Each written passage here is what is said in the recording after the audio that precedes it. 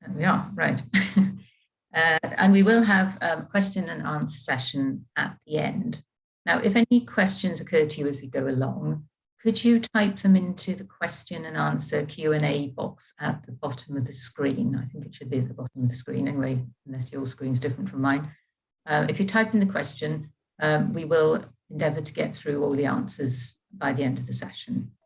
So that's how we're going to do that. And then I think that's about it. Martin, can you think of anything else? Yeah, I think that's everything. Okay, great. Well, we'll make a start then. So I just want to introduce Priyan Diggins from Glamorgan Archives. Priyan is the senior archivist at the archives, and she has a wealth of experience in dealing with parish records and well, all that, and chapels as well, I think, isn't it, Rian? From your yes, all sorts of religious buildings. So Rian's going to have, she's got a PowerPoint, and she's going to talk through that with us today, and then we will have the questions at the end of the session. So Rian, shall I hand over to you now, if you're okay? We'll share your screen, and then yeah, that's great. Switch off for a minute. Thanks, Sarah. Okay. I'll try and share my screen now. This is a point where we all have to hope that the technology works. So yes. Let's see. Here we go. Are you able to see my screen? Yes, we can. Yes, well, you can. That's excellent. Great. That's good to know. I always worry at this point that I'm just talking to my laptop and that everyone else has disappeared because I can't see people. So hopefully that won't happen, and you will all be able to continue to see and hear what I'm saying as we go on. But yes, thank you, Sarah. As Sarah says, I'm Rian Diggins, and I'm Senior Archivist at Glamorgan Archives. And so what I'm going to do this morning, I'm going to talk a little bit about Glamorgan Archives, what it is that we do and how we do it. And then I'm going to explain how we can help you to manage and care for your parish records. So I'm going to start off with a bit of background to Glamorgan Archives. Some of you may be familiar with the archive service, others not quite so familiar. So for those of you who know a bit about us, some of this might be old news, but bear with me because it is important information to understand what we do and why it is we operate the way that we do. Okay, a little bit of background information to start off with. So Glamorgan Archives was established in 1939, so we've got quite a long history. We were originally the archive service for Glamorgan County Council. Now, of course, Glamorgan County Council doesn't exist anymore as a body. Local government has been reorganised more than once since then. So we're now a local authority archive service for 6 authorities in South East Wales. So we cover Bridgend, Caerphilly, Cardiff, Merthyr Tydfil, Rhondda Cynon Taf and the Vale of Glamorgan. And we're funded proportionally by each of the authorities. So the authority with the largest population, which at the moment is Cardiff, pays the most into our budget, and the authority with the smallest population, which currently is Merthyr Tydfil, pays the least into our budget. And then we answer to a committee of councillors drawn from each of these 6 local authorities who meet on a quarterly basis to overview our work. So where are we? Well, here's our lovely building as it is today, but we haven't been here for the whole of our history. Obviously, this isn't a 1939 building. Originally, we were based in Cathays Park in Cardiff in the lovely Glamorgan building. It was back then the headquarters of Glamorgan County Council. It then became headquarters for Mid Glamorgan County Council and is today part of Cardiff University. It's an absolutely beautiful building, but we were in the basement and it was not great for the storage of archive material. So in 2010, we moved into this new purpose-built archive building, which is in the Leckwith area of Cardiff in the west of the city. So our immediate neighbours right next door to us, we have Cardiff City Football Stadium. It's getting rather busy over there already this morning in anticipation for tonight's big match. Yeah, that's the next door neighbours. And we're located here in Leckwith. So what is it that we actually do at Glamorgan Archives? Well, there are three main strands to our work. We collect documents that relate to the area that we serve. We preserve those documents in the best conditions possible so that they last for as long as possible into the future. And then we make them accessible to members of the public who want to come in and use those documents for their research. So I'm going to talk a little bit first about the collecting. I'm going to unpick that a little bit to explain a bit more about how that works. So first of all, what is it that we actually collect? Well, we collect documents that relate to our area. So by documents, I mean unpublished, paper-based, largely paper-based material. So we sort of fall in between, I suppose archives do, fall in between libraries and museums. So libraries collecting printed published books, and museums collecting objects and artifacts. So if you go to a museum, you might see a painting on a wall, a vase, a fossil, so those sort of 3D things. And we take, as I said, the stuff that's sort of in between. So that might be minute books, account books, letters, diaries, maps, plans, photographs. Those sort of collections come to us here in the archives. And as a local authority archive service, we collect documents in relating to the area that we serve that I outlined earlier. But for the purposes of the Church in Wales, we collect documents that relate to Llandaff Diocese. So that's our area for collecting when it comes to church records. So how do we collect this material? Well, part of our role is identifying collections of significance. So we will identify bodies, organisations, businesses, institutions, or significant individuals that are creating records that we feel would need to be preserved for the future. We also collect by working in partnership with other bodies, for example, the Church in Wales, to ensure that the records of those bodies are being secured. And we respond to requests from individuals as well. So quite often we're approached by private individuals with documents that they feel need to come to the archives for preservation. As you can see here, there's a couple of photographs here showing people bringing records into the archives. We have one which is a more formal deposit of registers, minute books and so on, and another then which was a private collection that came to us in some lovely old suitcases and that needed quite a bit of sorting out, but two different collections arriving at the archives there. So why is it that we collect records? Our main aim in collecting is to ensure records of significance are identified and preserved for the future, basically to avoid situations like this, which put records in danger. We really don't want to see records being placed in situations where they could be exposed to danger from fire, water, theft, damp, and so on. So that's why we collect the records in to secure them for the future. So how does the actual process of bringing records to us work? Well, the first thing is to actually contact us to discuss the records you have and make an appointment to bring them in to us.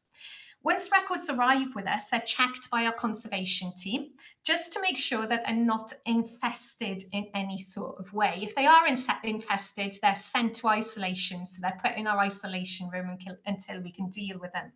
Now, infestation sounds quite sinister, but the most common form of infestation we find in records that come to us is mold. As you can imagine, a lot of old records can often be kept in places like the ones we saw in the previous slides, which aren't ideal for storing records. They can be dark, damp, and in those conditions, mold will grow. So the sort of places I'm talking about are, basement rooms, out stores, storage rooms, sheds, garages, attics, those sorts of places. And when records are damp, mold can grow on them, and mold is actually very dangerous to paper. It eats away at the paper, destroying it over time, and it spreads very quickly as well. So it's not something we want in our collection. Other forms of infestation could be insects. We quite often get records in where we find evidence of insect activity, book lice, silverfish, moths and things like that will eat away at the paper. So in those cases, you can see on the screen here a photograph of a large chest freezer where we have insect station, we wrap the documents in plastic and freeze them. We then thaw them and freeze them again and thaw them again. And after the documents have been through that process, then any insects and eggs within those documents will have been killed. Now, it's not a very nice thing to say we go around killing insects, but it is for the greater good of the documents and ensures that they will survive into the future. So once records have been to isolation and have been checked by our conservation team and treated, we then do a bit of cleaning work on them. Now, in some cases, we'll be brushing off the dead mold that's been now being deactivated. We might be getting rid of sort of insect remains, but in most cases, it's surface dirt and dust that we're dealing with. And you can see in this photograph here, we have a very good example of some cleaning in progress. You can see on one side the dirty half of the plan, and on the other side the much cleaner half. This is quite an extreme example because it was a colliery plan, so it has been exposed to a lot of coal dust, but it just shows what the cleaning process can do with some of the older documents. And you can see the sponges that we use for cleaning on the side there. One that is a new sponge, the cream coloured one, and then the one next to it is one that has been used quite a bit for cleaning. So as you can see, it's taken a lot of dirt off the surface of the document. And that's a really important thing that we do with our documents, is to make sure that they're cleaned once they reach us. Some documents in a particularly poor condition might end up having some emergency treatment. We can see some volumes here where there's quite clearly mould on the surface that has caused some damage. Some of the pages are torn, bindings are loose and so on. So those are things that will be treated as emergencies by our conservation team. They'll deal with those to stabilise the document to make sure that it can be used. The plan that you see in the photograph has been, well, it's had some repair work done to it before arriving with us, using sellotape. And as you can see, that sellotape's degraded. You can tell by the orange colour on it. And that plan was actually quite sticky to touch because of that degradation. So it had to be treated and dealt with so that the plan could actually be opened out and used safely without any tearing taking place. So we deal with emergencies like that when documents come to us. And all documents that come into us are repackaged into protective packaging. They're all placed into acid-free enclosures. That could be an acid-free envelope, an acid-free folder, or a purpose-built acid-free box, which you can see one of our team making on our box making machine on screen in front of you now. So repackaging is one of the most important things we do with the collections, because paper in itself is quite acidic, and over time it will deteriorate. Now, we can't stop that deterioration. It's something that will inevitably happen, but we can certainly slow the process down. And by putting acidic paper into acid-free enclosures, over time, some of the acid from the documents will leach into the enclosure, and so the deterioration process is slowed. And of course, these enclosures as well do a great job in protecting documents when they're being moved around, when they're being consulted, and just generally from the sort of dust and pollution that we find in the atmosphere. So it's a really important part of what we do. So as I said, all our documents will be checked, they'll be cleaned, they'll be repackaged. More in-depth conservation is sometimes then undertaken at a later date. We have a fantastic conservation studio in our new building. We're really lucky to have these facilities on site, which allow us to treat all sorts of documents. In this photograph, you can see our large wall board, which is a glass wall, which is backlit, and it allows us to treat some of the very large items in our collection. This one up on screen is another colliery plan, which again had been fixed in the past by sellotape, fixed in inverted commas there. They did more damage than actually repairing the documents. But as you can see, the damage is all down the centre, and it would be really hard for us to fix this large document when it was flat. So by placing it on our wall board, we're able to do the work with the map vertical, and it's a lot easier to get into the smaller holes in the centre of the document. But we can deal with tiny little items as well, postcards, small photographs and things like that, anything in our conservation studio. It's a minority of the documents that we receive, though, that end up coming into our studio. The vast majority of things that come to us just end up getting repackaged and a little bit of cleaning and so on. So that shows what happens with the depositing process and with conservation. Once all that has happened, the documents then are placed into storage. We have purpose-built strong rooms in our building here in Leckwith. We have 4 strong rooms, each one the same shape, same size, one on top of the other. The 3 of those strong rooms are now fairly full with our own material. The 4th is our expansion space, allowing us to continue collecting into the foreseeable future. So I said the strong rooms were purpose built. They have a fire system built in. We don't have a sprinkler system because obviously pouring water on top of documents would not be a good idea. Instead, we have a gas fire suppression system. The gas we have is stored in tanks outside the strong rooms. It's called argonite. It's a mixture of argon and nitrate and doesn't burn until it reaches an extremely high temperature.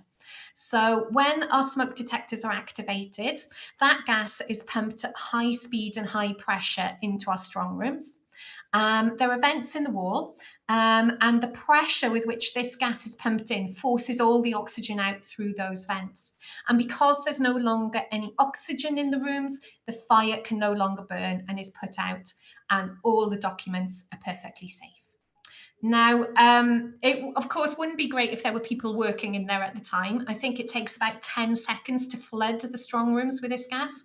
So when we're actually in the building day to day working in the strong rooms, the system's on manual, which means that if the fire alarm goes off, the last thing we do before evacuating the building is switch the gas system on. But overnight and on the weekends, it's on automatic and gives us peace of mind knowing that the collections are safe, even if we're not in the building. Also in the strong rooms, we have mobile racking, which means we can fit in as much material as possible. So we don't have to have an aisle between every single set of shelves. And we also store our collections by size. So volumes of a similar size will all be stored together and boxes of a similar size together, again, making the best use of the space that we have available for storage.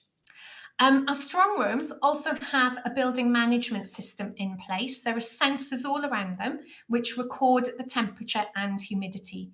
Now, when storing archive material, it's important to keep documents within a specific range of temperature and humidity levels. We don't want things getting too damp, but we don't want them getting too dry either. And we don't want things getting too cold, but neither do we want them getting too warm. And so we set the environmental conditions we require, and our building management system then monitors those conditions for us. And if anything then goes outside the set parameters, an alarm will sound in our conservation studio, alerting us, telling us what the problem is and what we need to do to fix that problem. You can see here the little graph showing just how stable our environmental conditions are. We expect certain fluctuations. I mean, things will get warmer in the summer. It's just natural, but we don't expect any extremes, any peaks, major peaks and troughs.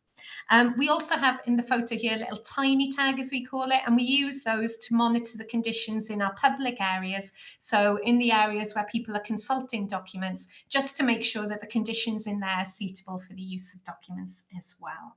So that's our environmental monitoring system. So I'll just pop back to the previous slides. And if you have a look at the photograph there of all those grey boxes, you're probably thinking to yourself, how do they actually find things in the archives? Because all the boxes look pretty much the same. And you can see that in the other photograph as well. Everything's either in a grey box or a brown box. But if you notice as well, all those grey boxes have barcodes on them, and that is how we locate things. We have around 12 kilometres of records, so it's the barcodes that we use to tell us exactly where those items are held. So the barcode feeds into our locations database. You can see here document reference. So each document has its own reference code. And when we type in a document reference into the database, it'll tell us exactly where that document is held. So if you look at the top one here, for example, we've got document reference DRA/1/1 to 2. which will be held in Strong Room 3 in Bay 252 and on shelf G. So it takes us exactly to the shelf where that document is held. So how do we get those document references? So that's all part of our cataloguing process. So here you can see one of our team, Harvey, doing some cataloguing work on some new records that have arrived at the archives. So when things come to us, we catalogue each individual item. Each item is given its own unique reference code, and that then is used to identify it on our catalogue database and on our locations database. So that's how we track everything within the collection. I'll talk a bit more about our catalogue and how it can be searched in a minute, but at the moment I'll focus more on the sorting process with the documents. So as I said, everything's catalogued. As part of that cataloguing process, we also do a lot of sorting and weeding work. You can see a couple of our team here in one of those photographs sorting through, I think these agendas and reports of Bridgend County Borough Council, quite a lot of them. And what we do when collections like this come in, we have to sort through them to make sure that we don't receive any duplicate documents and that what we are receiving is actually suitable for permanent preservation. As you know, a lot of documents are generated by people all the time, day in, day out. And I think there's a statistic, it's something like only 5% of records created ever actually make it into the archives. So a lot of what we do as a team here at the archives is appraising material that's offered to us and deciding what's suitable to be kept and what isn't. And so we will then, at this point during the cataloguing process, identify what we keep and what we don't keep. And what we don't keep, then we will offer back to the depositor, the person who gave it to us originally, or arrange for it to be destroyed confidentially, whichever is most appropriate. So once we've done the appraisal work and we've done the cataloguing work, our catalogues are then accessible for the public to search so that people can actually find out what we've got. So we have a number of finding aids that people can use to actually find out what we hold in the archives. Our main catalogue database is available on our website, and I'll show you that in the next slide. But we also then have several indexes which we can make use of. A lot of our indexes have been produced by our volunteers and also through working with the Glamorgan Family History Society. And some now are also produced by online providers such as Ancestry and Find My Past. And we don't index all our records automatically, but a lot of records which we feel would benefit from indexing, a prime example being parish registers, we do prioritise for indexing because it makes them that much easier to search and easier to find the information within them. It also cuts down on usage and the damage that causes over time, because obviously if you can go to an index, find the entry you're looking for and go straight to that entry in a volume, it's much better than having to search through every single page of potentially 3, 4, 5, even 10 or 20 volumes to find that entry. So indexes are very beneficial. Also, over on our website, we have a number of research guides which we put together, guiding people on using particular collections, for example, our coal collections, or investigating particular topics of research. One of the most popular guides that we have is our guide to researching house history and property history, which is something that a lot of people are interested in. And that guide then will point people towards the particular resources in the archives that might be of use. But as I said, our main catalogue is on our website. It's called CanVod, which is the Welsh word for discover. And if you navigate to our website, glamarchives.gov.uk, I'll be putting the URL up at the end of the presentation. You'll find a link on our website, search the catalogue. It's on the front page of our website and it takes you through to this window here. As you can see, there's a search box on the front of our catalogue, so you can just type in a search term into the search box there. We do say to people, you have to think a little laterally when doing some searching, because what you're searching is not the texts of the documents in our collection, but the descriptions of those documents. So you have to think a little about how the documents might be described. So if you were looking for a marriage of a particular person that took place in a church, for example, there's very little point putting the names of the people involved in that marriage into our catalogue, but you could put the word marriage register and the name of the parish, and that should bring the entry up for you. So this is our catalogue. As I said, you can see there the search box on the front screen. There's also an option to go into advanced search, which allows you to narrow things down more by date and so on. And there's also a guide on our catalogue on the toolbar there, how to search CanVod, which will give you lots of hints and tips if you're searching our catalogue, how to find what it is that you're hoping to discover. Now, we are in the process of moving to a new catalogue system. So it could be that in the new year, if you come back to our catalogue, it will have a slightly different look and feel, but the basic principles of searching it will remain much the same. So we also have some separate ways of using some of our parish records, the parish records in our collection. The parish registers now are largely available to search online through external providers such as Ancestry, Find My Past, MyHeritage and The Genealogist. Those are pay-per-view sites, but free access is available at the archives and also through library services across Wales. So it is possible to gain free access to the digital images. Our parish registers were prioritised for digitisation due to demand. They're in high use, largely by family historians, as I'm sure you can imagine. And so digitisation of those records helps us to ensure that the originals are safeguarded and aren't damaged through overuse. So that's why we've done that. So those websites contain images of parish registers.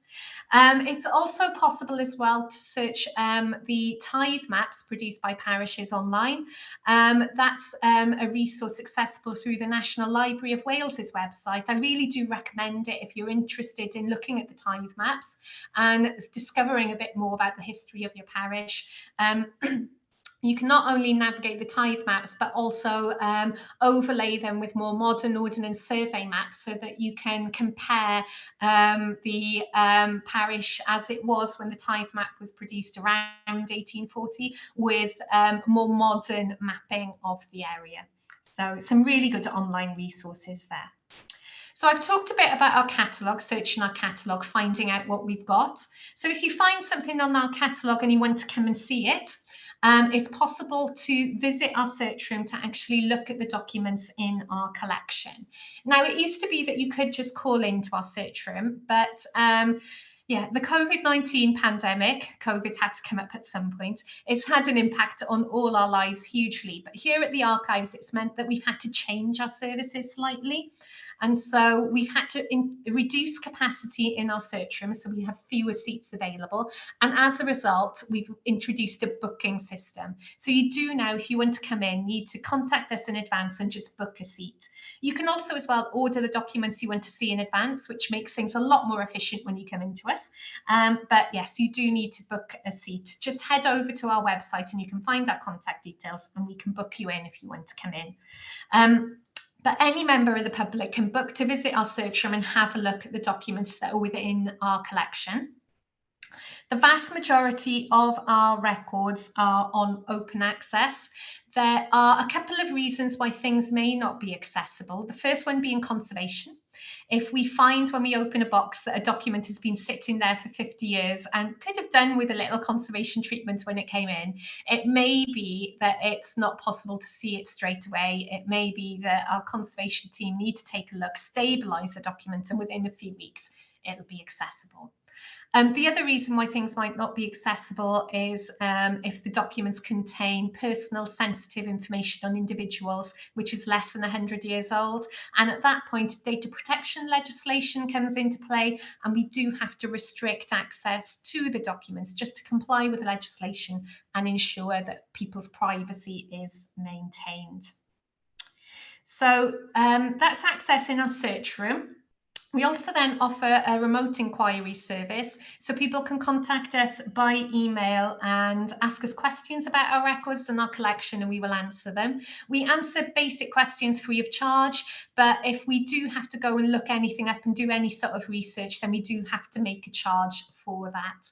And that will depend on exactly the work that's involved. But yeah, initial inquiries are always free, and we will try our best to help as much as we can if people aren't able to visit us at the moment. We also do digitisation work on our collections. Now, I've mentioned some of the large-scale digitisation work that we've done with commercial partners such as Ancestry to get large collections like our parish registers up and available on the internet. We also do digitisation ourselves, responding to customer orders. So if people would like a good quality copy of a document, or if they aren't able to visit them themselves to take a copy, then we can do some digitisation for people at a charge. There is also self-service photography available in our search room, and that is free of charge. So if you do visit us, bring a camera. We have camera stands like this one here that people can borrow if they want to take good quality photographs, but we find that these days most people will just use their phone and take some snaps, which they can then refer to once they're back home following their research visit. Along with search room access, we also do a lot of community engagement work at the archives. So we deal with a variety of community groups from our area. So that could be family history, local history groups, other community groups wanting to do research on particular types of history. We've done all sorts of projects in the past. We've done one on the history of wassailing in the Vale of Glamorgan. We've done projects on the history of table tennis in Cardiff. So all sorts of varieties of topics with community groups. We also do a lot with education. So we work with higher education and school groups. And you can see here a workshop that we ran with pupils from Fitzallen High School in Cardiff, our neighbours just across the way, the other side of the football stadium in Leckwith. But we do a lot of workshops with high schools, but also with younger children on a variety of topics, providing a local context for what can often be national topics. A good example would be our workshop on the Second World War, where we provide a glimpse of the impact of the war locally on the community that school is from. So how did it affect life in their town or village? How did the war affect their school life, and so on? So we do a lot of work with schools in that way. We also host talks and exhibitions. We have an exhibition in our foyer at the moment from the Heritage and Cultural Exchange in Butetown in Cardiff, telling a bit about their work. We've moved some of our exhibitions as well online since we had to close back in March last year. So we have got some exhibitions on our website, including one on our coal records, the Glamorgan's Blood exhibition. And we've always run a programme of talks for the public. So these are free events that we run for members of the public with a speaker on a relevant topic to the archives. Those had to stop when we went into lockdown, but we moved the programme online, and we do run regular events now free of charge for people online. And you can also find us on social media and get updates on our work through our Twitter, Facebook and Instagram pages. So I'm going to talk specifically now about how parish records can be used and how we find that they are used in the archives. I touched on family history previously. That's probably the most frequent reason for consulting parish records and the parish registers in particular, family historians seeking out the baptisms, marriages and burials of their ancestors. But we also get a lot of local historians using parish records, using parish minutes to find out what was happening within their locality. And the tithe maps as well are incredibly useful when researching local history, showing how land use and ownership and occupancy has changed over time. Parish records are useful for researchers looking at demographics. The burial registers in particular are very interesting when it comes to looking at life expectancy and exploring issues such as infant mortality, because you do get ages down there with people being buried. They're fantastic as well for employment. So the baptism registers will include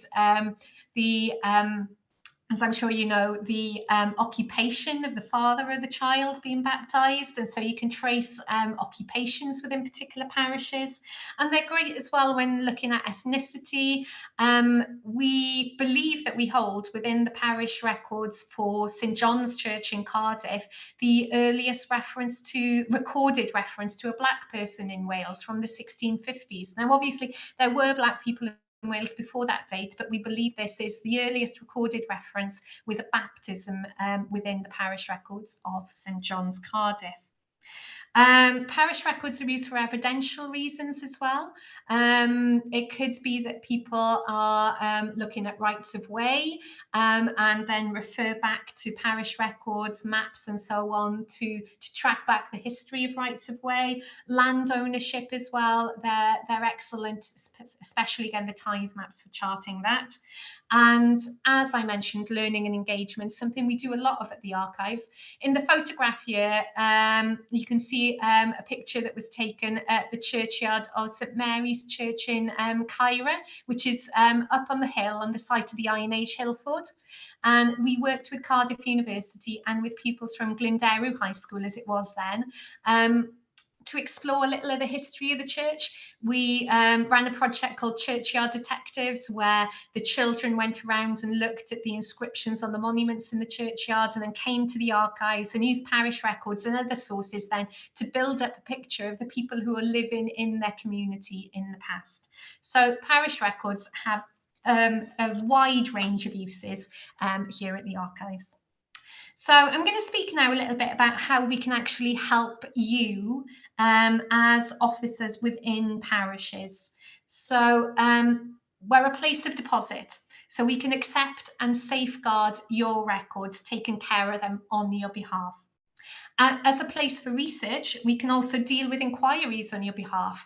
So where family historians might be getting in touch with you for information on parish registers, if those registers are with us, then the inquiries then can be diverted and referred to us.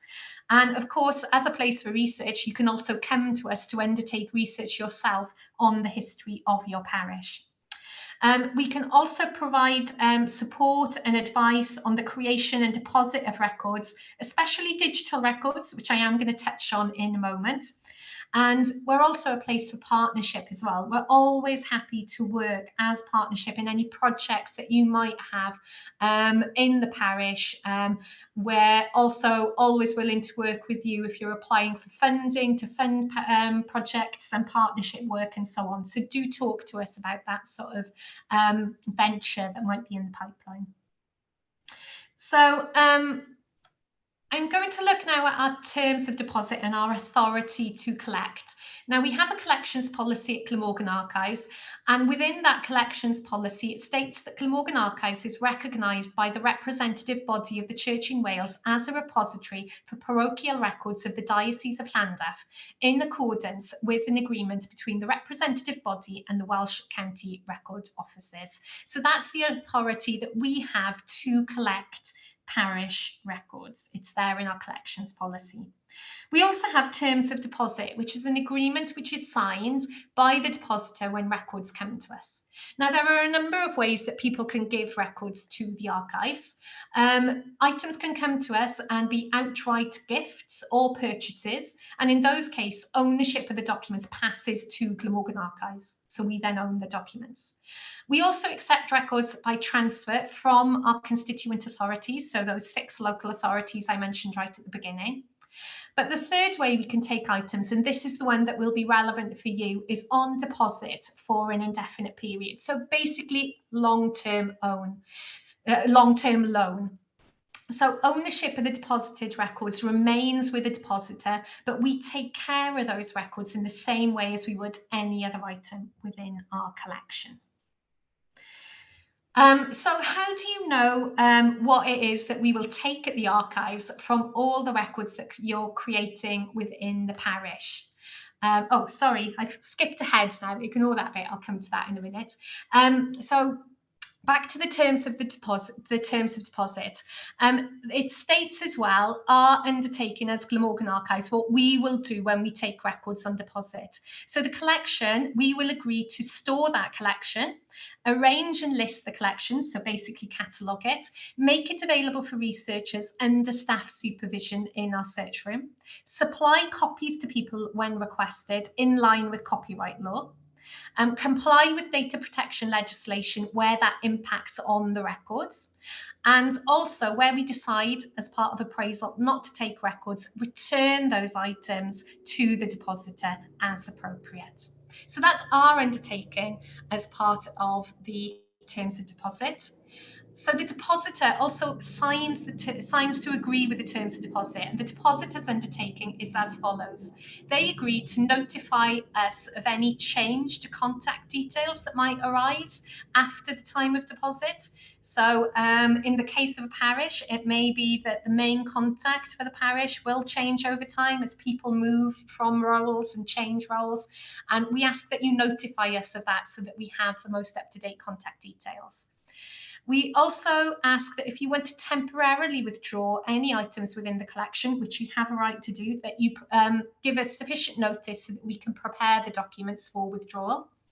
And we also ask that you agree for us to allow the records to be used by researchers, for us to mark the records with a reference code, with a catalogue number, discreetly in pencil, for us to undertake necessary conservation on the records to safeguard them, for us to take copies, again, within copyright law, for us to use the documents to publicise our services, and also when it comes to digital records, to migrate the records into new formats as necessary to ensure their preservation. And that's something, as I said, I'll touch on in more detail in a minute.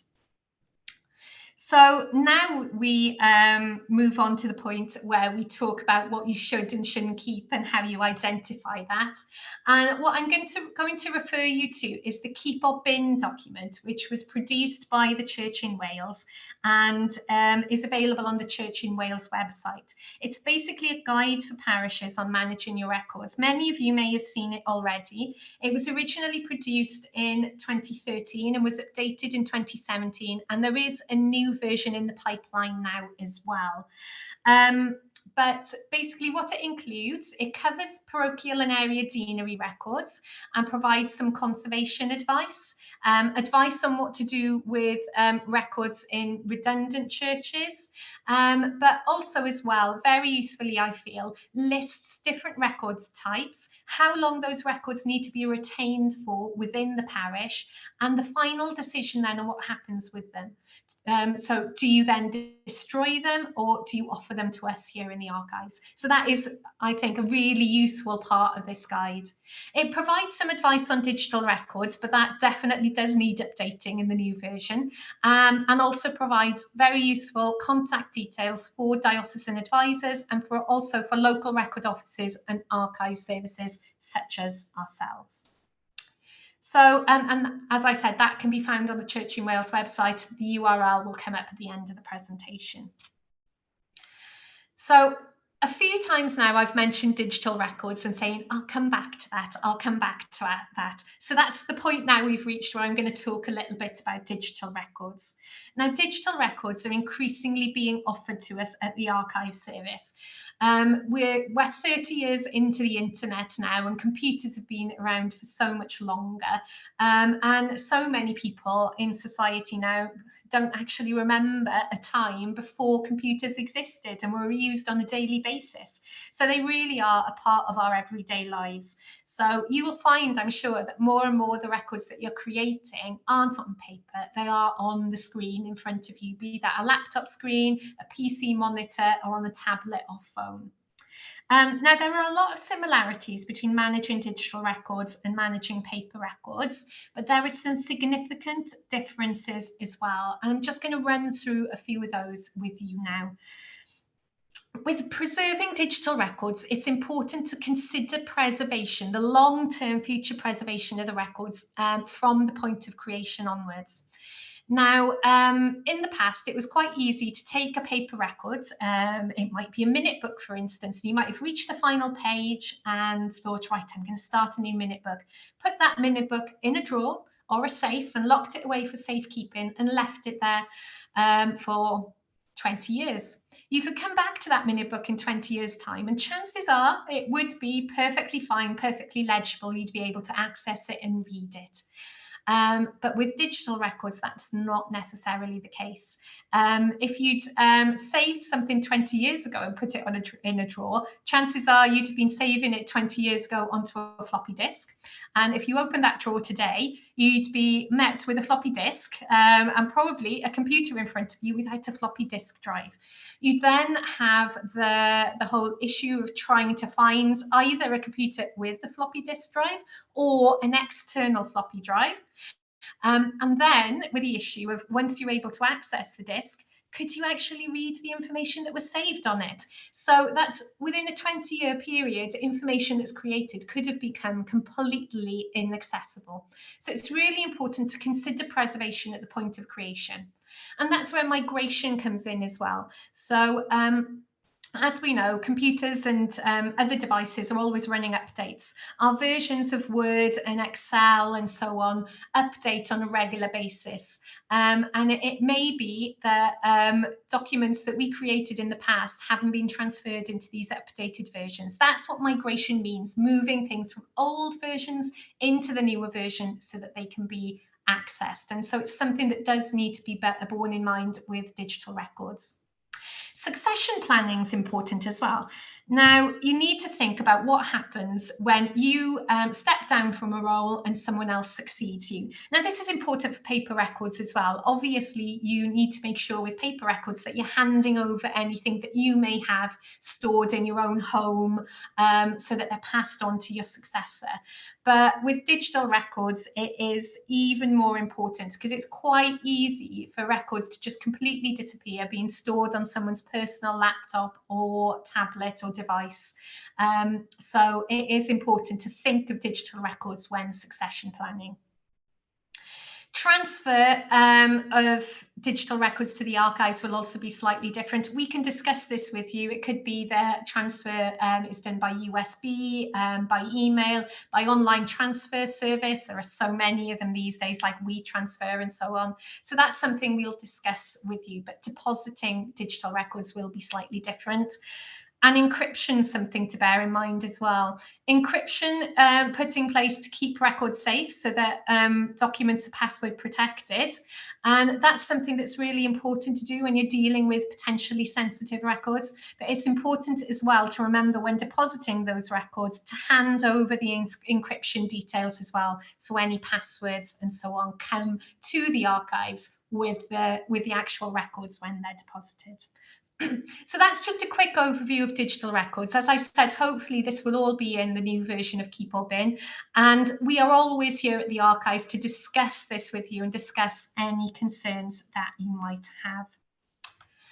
So just to finish, a couple of useful links for you. We have Glamorgan Archives website there, glamarchives.gov.uk. We have the Keep or Bin URL.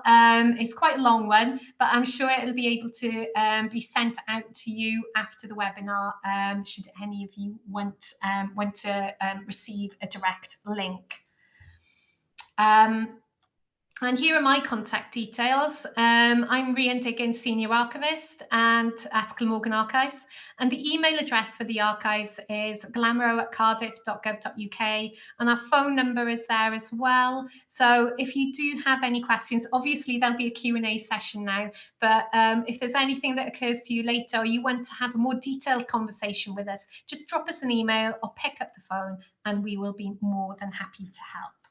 So that's the end of my formal presentation. So I'm going to stop sharing my screen now.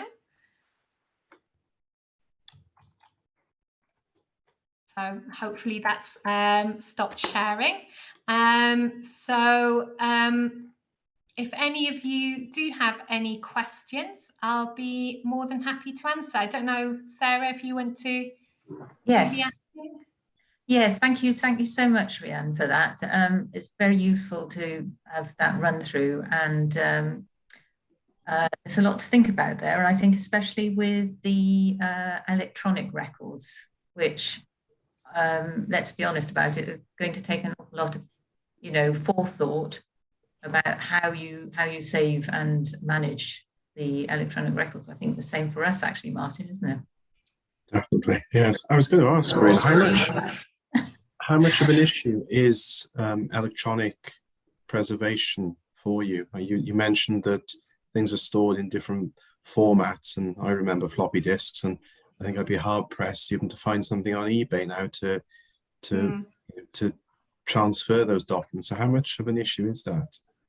It is quite a big issue for the archive sector at the moment. We're doing a lot of work, especially in Wales, where all the archive services are working together to put systems in place so we can preserve records created digitally in the long term. I think we all are concerned that we might end up with a bit of an information black hole when you look back at the late 20th century and early 21st century, because I think we started using and creating these records before we really understood how to keep them for the future. And we're only just developing that understanding now. So I think there is potential that there will be this gap from 1990 to 2020 where records may not necessarily survive as well as they should, but it is something that's being addressed. We do have external floppy drives here at the archive, so we have an external CD-ROM drives, so we have things that we can use to try and get hold of records that are in what are considered to be now inaccessible formats, so we can work around that hopefully.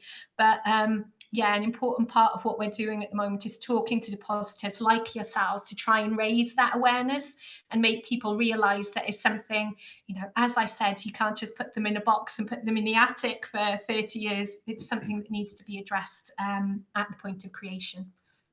Yes, well, I hope that People Bin new version will give us some, sort of formally laid out guidance on that, which would be really helpful. So we'll wait for that. Hopefully, I think it's coming next year, isn't it? Yes, I think so.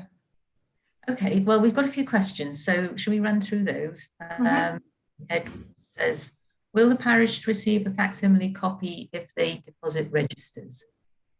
We provide a facsimile copy on request. So we don't do it as a matter of course, but if you want a facsimile copy when you deposit, let us know and we'll be able to do that for you. Thank you. Richard Davey. Now, Richard has put in the chat that, and there's a big shout out for Richard here, that he's deposited 39 registers recently and received very good service at the archives. So that's good, actually. Now, he's asked another question here. The records that I've recently deposited are now in the catalogue, but if I simply search St. Germans, they don't show up. I know they're in ecclesiastical records, but could there be a link between the two?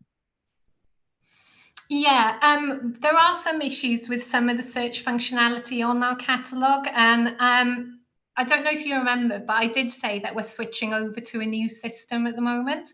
And I said that that wouldn't really have too much of an impact on the public experience of searching the catalogue, but actually it will make searching the catalogue a bit easier, and it'll make it much easier to discover some of the collections. So it'll give us different options in terms of making those collections available. So hopefully that's something that will be improved once we switch over to the new system.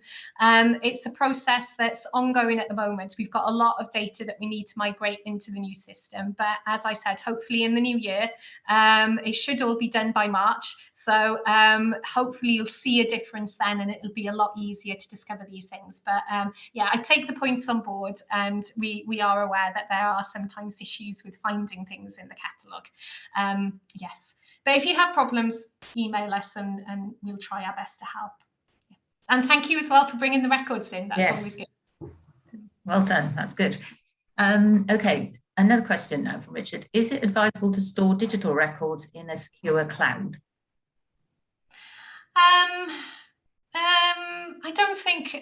I think it's vital to have a backup of your digital records. Where that backup is stored, it could be in the cloud, but you could also have a backup in another way. You may have a backup by storing it to external storage. You may have a backup by storing it here in work, for example, we have 2 different drives that we use to share it. So if one's corrupted, we have it on another.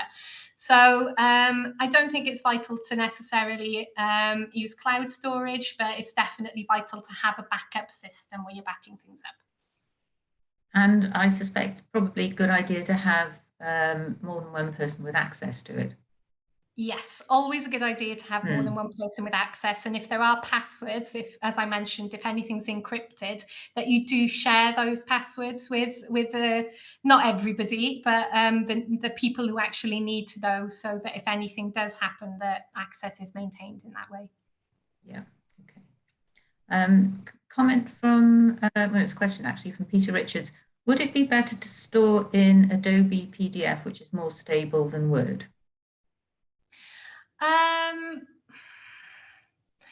It's a difficult one, really, because we tend to, I think probably we'd sort of prefer Word, because the way that we store things, Word is what you will use to create the document, and then you sort of use that to turn it into a PDF in a way. So we'd prefer to have the original Word document, and then what we do in terms of providing access to the digital file once it comes to us in the archives is create a PDF, for example, for access. But we'd probably go with the original Word version. Right, okay, thank you. Nothing to stop you there, Peter, with doing your own separate version and storing that as a PDF if you wanted to. So yeah, just to pick that up, we were talking about versions there as well, and something that is important as well is version control, so that you make sure with digital records that you're naming your files clearly, you're giving them a date, and so that you know when they were created, and also labeling them if they're different versions. So you can have version 1 and then version 2 and version 3, so you can see exactly which one the up-to-date copy is and how it's been changed over time. So yeah, just to pick that up when we were talking about versions. I suspect there's a whole separate webinar in this. Yes, I think there is. There's so much that you can go into with digital records. Yeah. Yes. Okay. Thank you. Iris has a question for me. Right. Where are we with digitalization of churches' inventories? Well, actually, Iris, we are going somewhere with that. The RB are looking into it, actively looking into some sort of digitization system for inventories, and sort of at the same time working something out in terms of recording church contents for church closures. So that's an active project at the moment, and I'm hoping that we might have some news on that early next year sometime. So it's definitely in the pipeline, which would be great. Okay, any more questions now? I think we're up to the end of what I've got here. So, all right, thanks. Yeah, thank you, Iris. I'd just like to say that Martin and I, on our travels around the diocese, are more than happy to collect any items, registers especially, that you might have for depositing at the archive. So don't feel that you have to be the person that travels down to Cardiff if it's, you know, too difficult or too far away. We can pop up and we can collect them for you, or anything else that's, you know, needs to go down to the archives. I think, Rhiannon, that probably the majority of parish registers are now with the archives. But having said that, it's not, you know, I fairly often go to churches and there are some sort of leftovers that have escaped the initial trawl, or there's some that have finished since the initial trawl. So if there are, do let us have them, because it's much better for them to be living in the archives than it is in the mouldy safe in the vestry. So just bear that in mind. And also, the other thing that I was thinking about was, which may not occur to people, that they can go to the archives, but things like old photographs in the vestry. You know, I come across the photos on the wall or whatever. Really interesting for social history and family history sometimes, but social history more than that. And I think, Rhiannon, perhaps you could just sort of elaborate. I mean, you don't want thousands of photographs, obviously, but the sort that you get in the vestry tend to be sort of clergy and choir and all that sort of thing, or Mothers' Union. You're happy to have that? Yes. Absolutely. We're always very pleased to take in photographs. Obviously, we wouldn't want hundreds and hundreds of photographs, but yeah, anything like that where you've got photographs of groups of clergy, events, significant events within the parish. Sometimes photographs might be taken if there's some sort of celebration event or centenary, anniversary, those sorts of things. So yeah, any notable events like that where photographs have survived, we definitely take them into the archives. We'd be more than happy to take them. Yeah, I think people sometimes feel that it's only the registers that we talk about when we talk about bringing things to the archives, but there's so much more beyond that. And yeah, it's listed in Keep or Bin exactly the sort of records that can come to the archives that just goes beyond the baptism, marriage and burial registers. So yeah, lots of things showing the life of the parish as well, because the parish is more than just the services that take place in the church. There's a whole community, and it's important to reflect that community in the records too. Yes, absolutely. I think actually I should have said at the beginning, and I didn't, but I'm the Diocesan Archives contact, I should say, advisor, archive contact. So if you have got material that you're not sure whether you think, I don't know whether to keep this or does it go to the archives, again, very happy to pop up and have a look through it with you and to just sort of weed out what needs to be kept and what you can bin. It's like I'm a walking version of Keep or Bin, basically. Right, we've got a couple more questions. Peter Richards, more general question. What is your oldest document?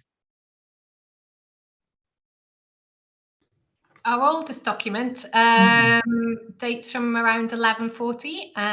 It's not very exciting, I'm afraid. It's a grant of land of King Henry II. So it's very, very small and just with some writing on it. So not very exciting to look at, but great that it's survived all those hundreds of years within the collection. Okay, thank you. And Jane Gill, can we share your PowerPoint and other information with our ministry area team? I did say to some people that we would be able to send it as a PDF. Would that be okay with you, Rhiannon? It's your document. Yes, of course. Feel free to pass it on to whoever you think might benefit from having a look at it. That's no problem at all. Great. Okay, thank you very much. Right.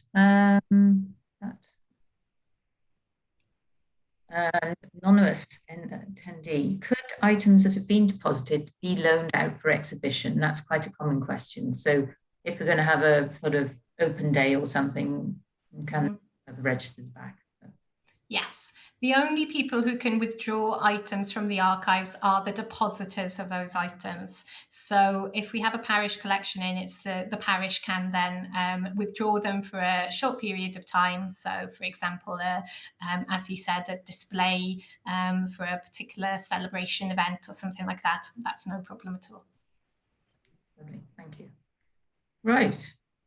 Well, I think that comes to those. I think that's the last one. So thank you for those. Thank you.